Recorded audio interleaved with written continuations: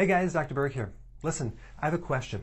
How many times have you attempted to lose weight and it didn't work out? How many failures do you have in the area of weight loss? Once, twice, 100? As we age, it becomes more difficult to lose weight. If your metabolism is stuck and you plateaued, I need your undivided attention because I'm going to show you a completely different way to approach weight loss. And this is going to change the course of your attempts. You need a happy ending to the struggles. All I want is for you to be willing to learn something new. If you still even have the slightest consideration that you cannot be helped, watch this video to the entire end and you will have the confidence that it will work for you. I promise that. So get out a pen and paper and take notes because I need your undivided attention. Hi, my name is Dr. Berg. I've been in practice for 27 years. I trained over 2,500 doctors in the area of alternative medicine. I taught at Howard University in the area of nutrition as a part-time professor. I have a best-selling Amazon book on hormones and weight loss. And I also have over 30 million views on YouTube. And I have a confession to make. I used to be a junk food junkie. I was the worst. I was a sugar fiend. I would eat tons of junk food and I had no awareness of health. But it caught up to me when I was 28 years old. I'm 29 now. No, I'm just kidding. I'm 52. When I was 28, I started developing arthritis, inflammation, chronic adrenal burnout, chronic fatigue syndrome. My digestive system was all inflamed. I had arthritis in my fingers. I started getting this pizza crust around my midsection. I mean, I was trying to gain weight in high school, and then now I'm trying to lose weight. I was like, what is going on with my body? But I cheated so much, and I justified it. I used to say, well, I'll eat healthy when I graduate from college, right? And then it went from, I'll eat healthy when I get older. Well, that only lasted so long. So what that led me to was some huge discoveries in the area of health that I want to share with you, and specifically weight loss. So here's what I discovered. You ready? Are you sitting down? People don't lose weight to get healthy. They have to first get healthy to lose the weight. It's get healthy first and then lose the weight second. Why? Because your weight is a symptom. It's not the cause.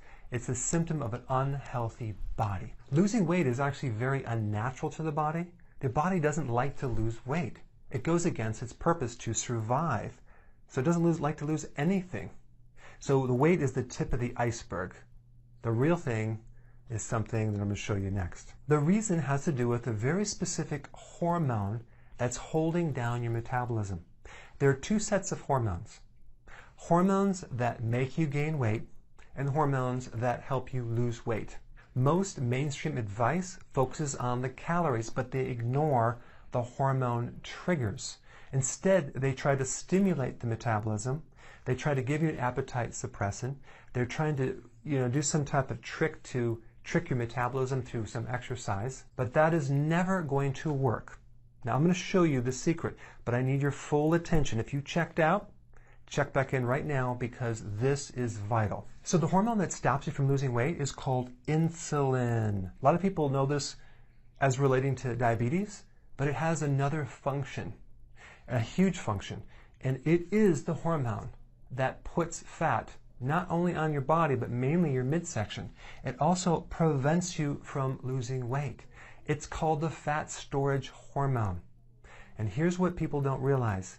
In the presence of even a tiny little bit of insulin, all fat-burning hormones are shut down.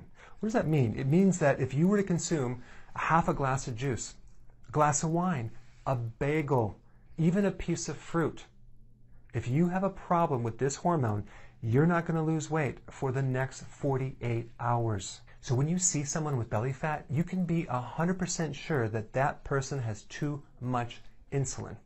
So the insulin goes up, a person gains weight. When the insulin goes down, they lose the weight.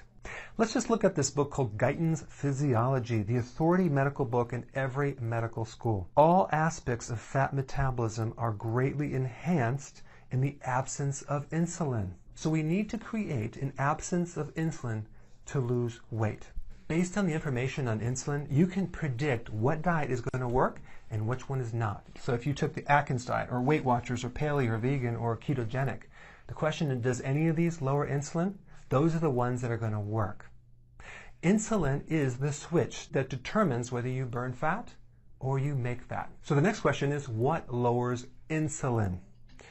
Here are the things. Number one, carbohydrates. Now you probably already know this, that low-carb diets are very, very healthy. So you want to cut the sugar out, you want to cut the hidden sugars out.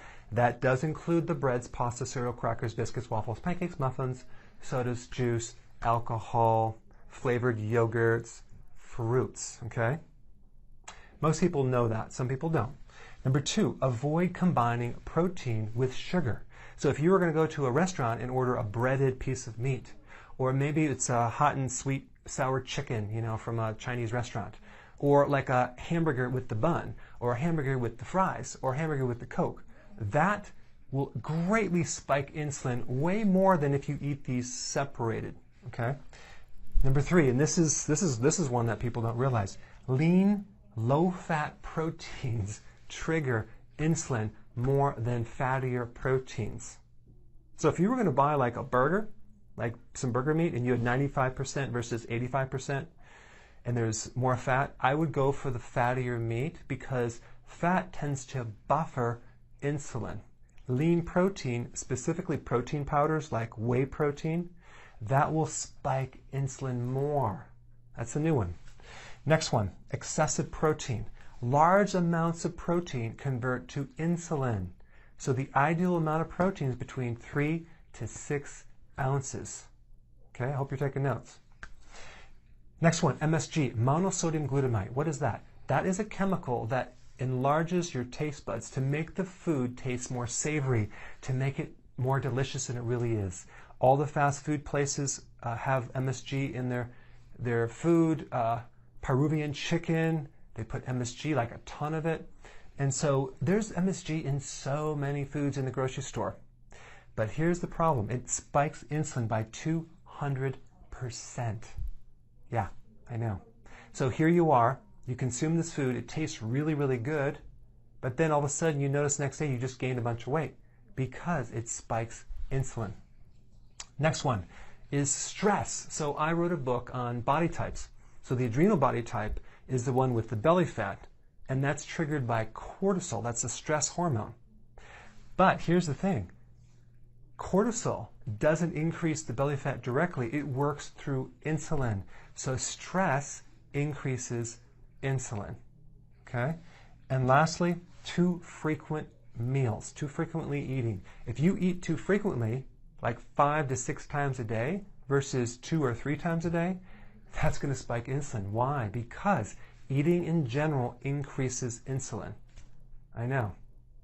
It doesn't even matter what you eat. It's spiking insulin. So if you're grazing at night or snacking between meals, you're spiking insulin.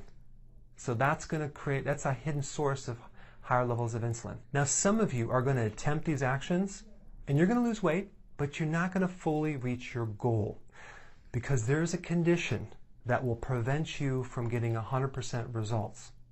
Let me show you what that is. It's called insulin resistance.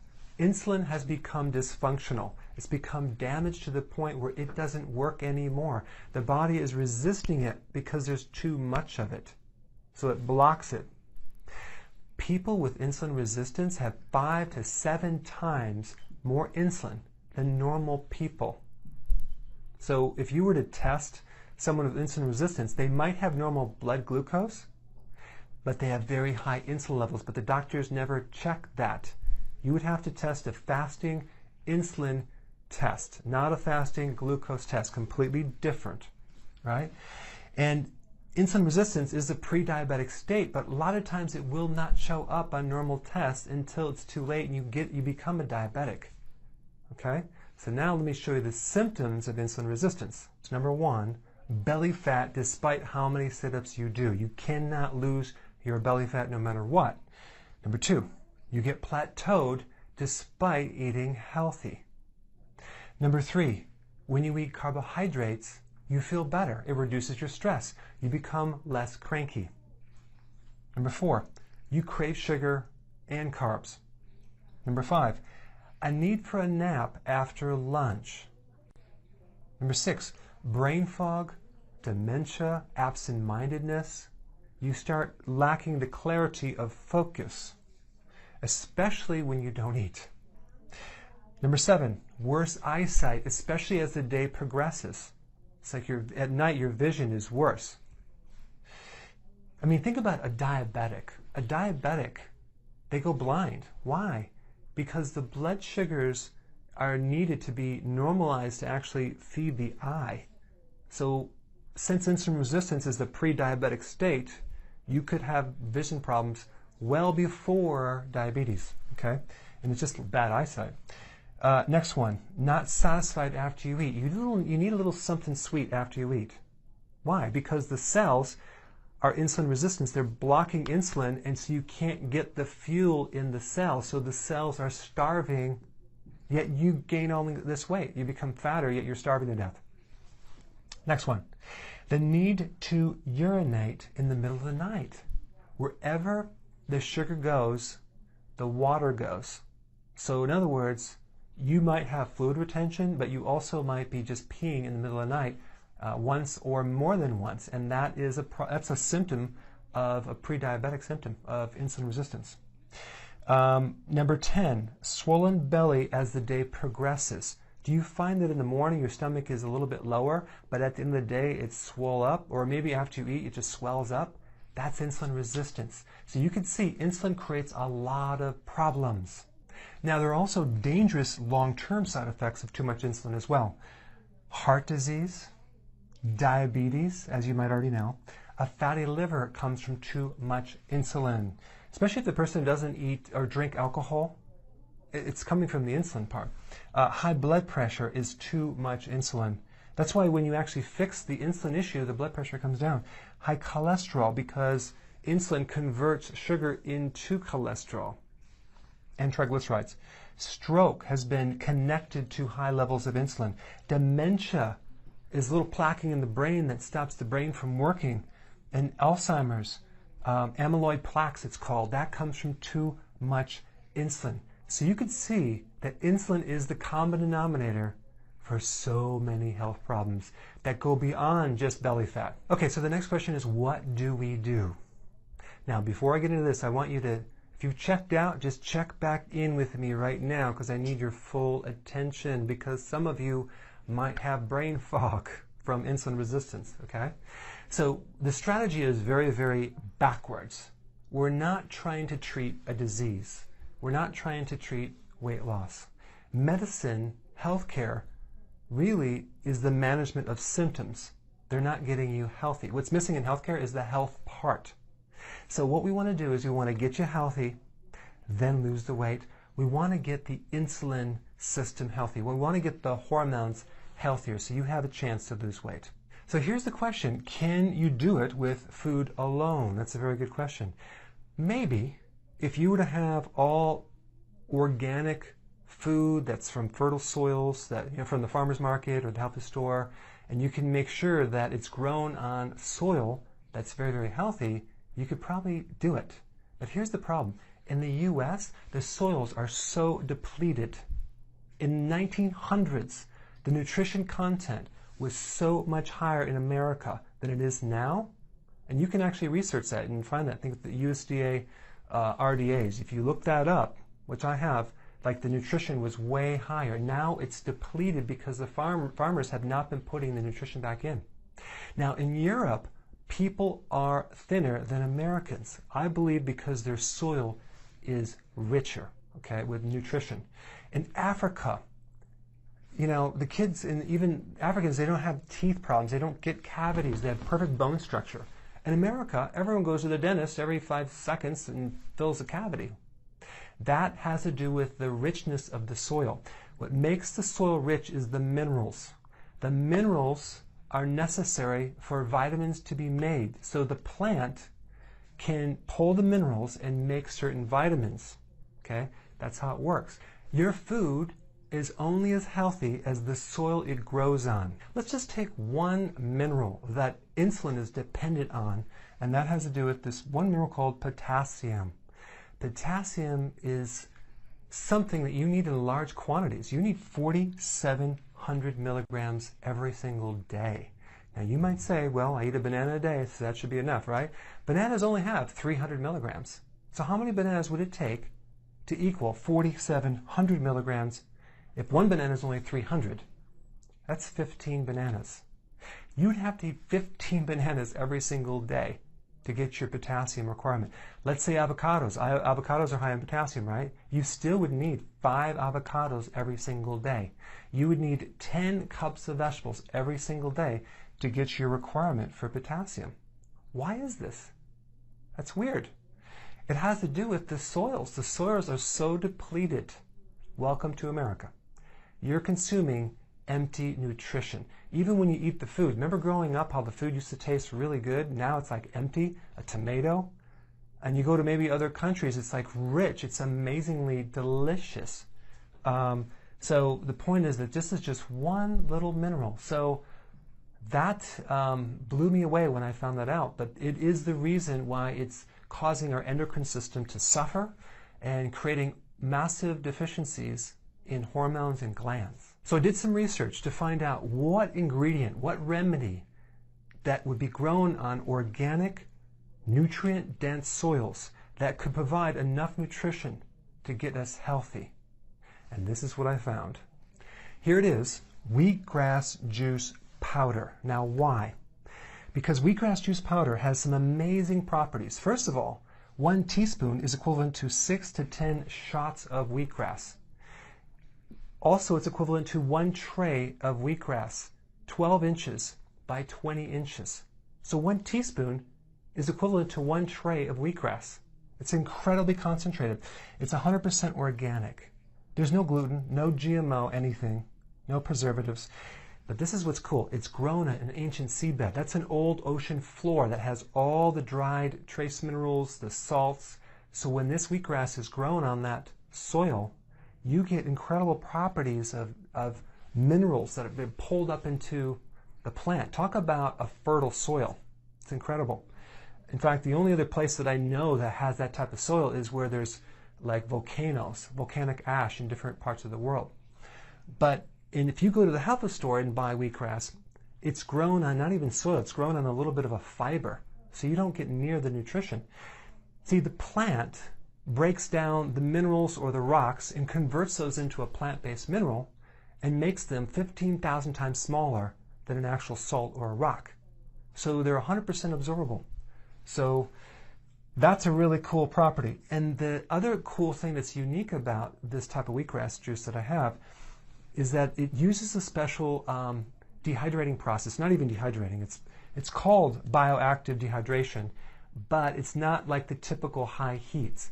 The temperature that they dry this out goes up to 106 degrees. That's like lukewarm, but only for a minute.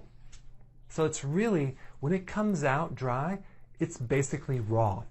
That means all the delicate enzymes are preserved. So when you take this stuff, it's like drinking pure health. You feel like your energy comes up. It's like alternative to coffee. It brings you up. It makes you feel healthy right away.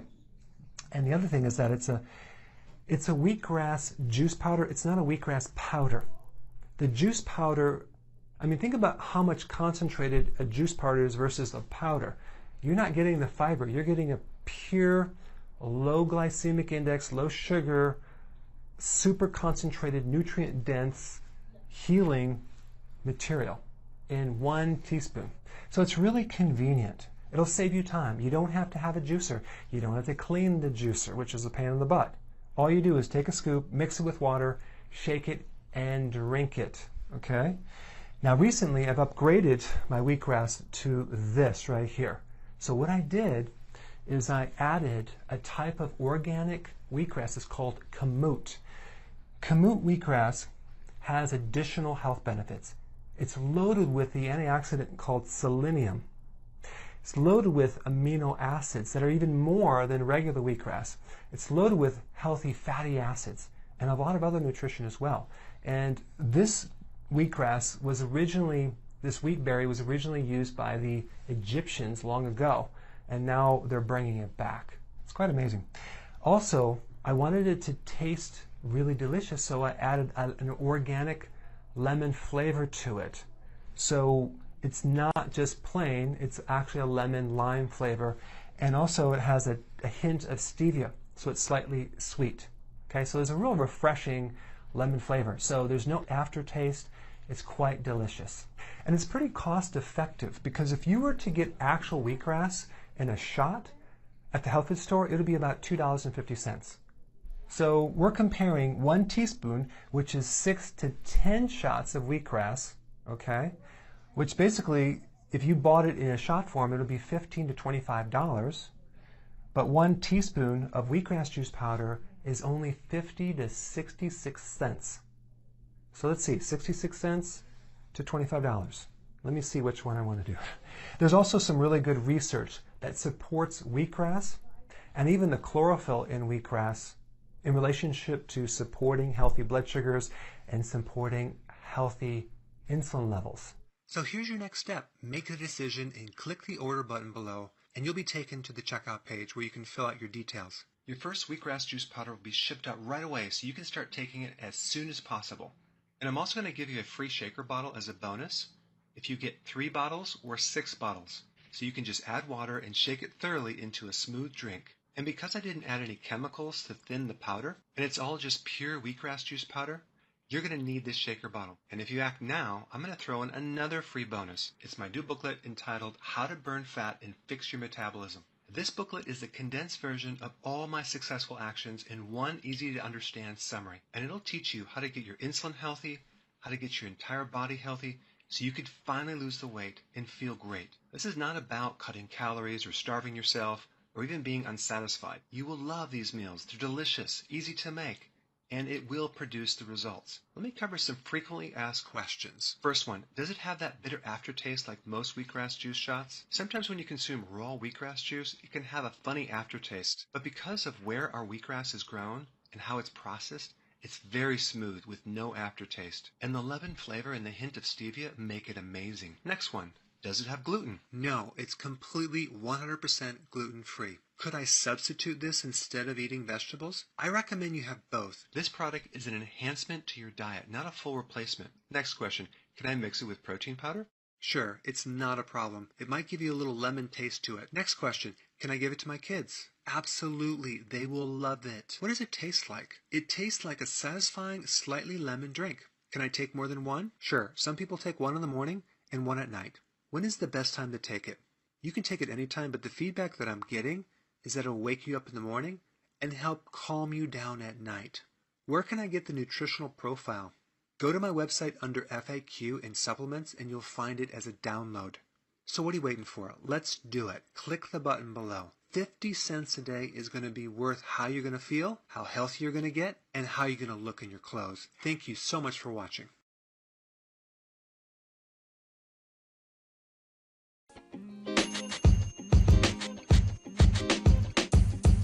The podcast you just heard was recorded with Anchor. If you want to make your own, download the Android or iOS app completely free from anchor.fm/podcast. That's anchor.fm/podcast.